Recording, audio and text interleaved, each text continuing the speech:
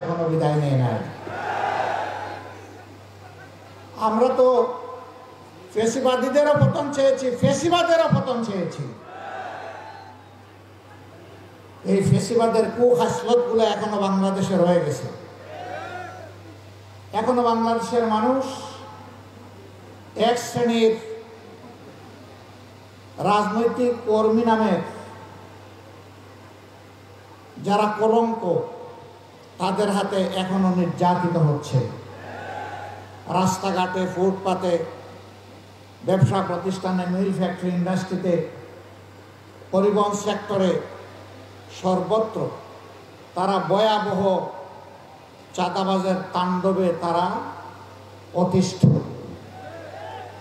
ইতিমধ্যে জনগণ প্রতিরোধ করতে শুরু করেছে।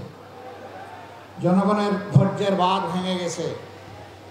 আমরা এই সংগ্রামী জনগণকে অভিনন্দন জানাই এবং আশ্বস্ত করি, চাঁদাবাজ দখলদারদের বিরুদ্ধে আমরা একসাথে এগিয়ে যাব ইনশাআল্লাহ।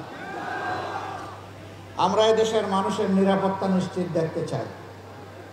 রাষ্ট্রের এটি দায়িত্ব। এমন একটি রাষ্ট্র কাঠামো উপহার দেওয়ার জন্যে দায়িত্বশীল সৎ মানুষের বড় প্রয়োজন।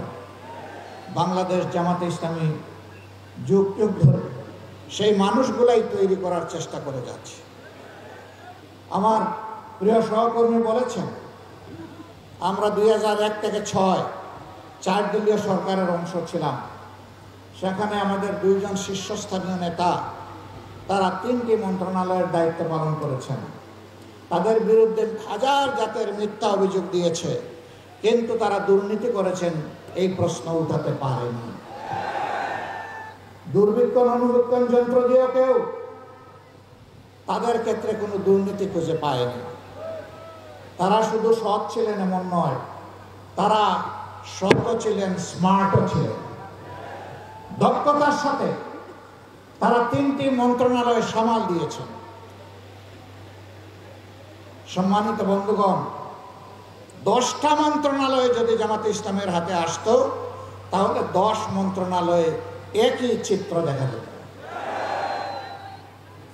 মন্ত্রীরা দেশের সব কাজ করবেন না।